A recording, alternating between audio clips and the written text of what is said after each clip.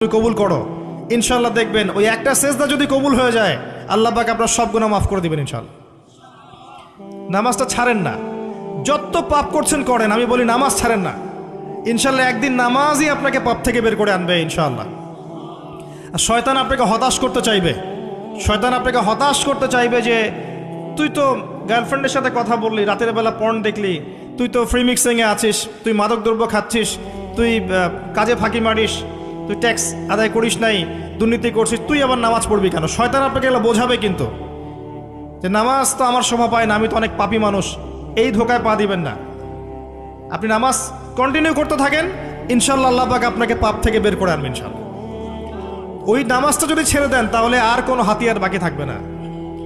আর আপনি যত পাপ করেন না কেন মায়ুস হবেন না, মন ছোট করবেন না। আপনার একটা সেজদা, যে সেজদা আপনি চোখের পানি ঢেলে দিয়েছেন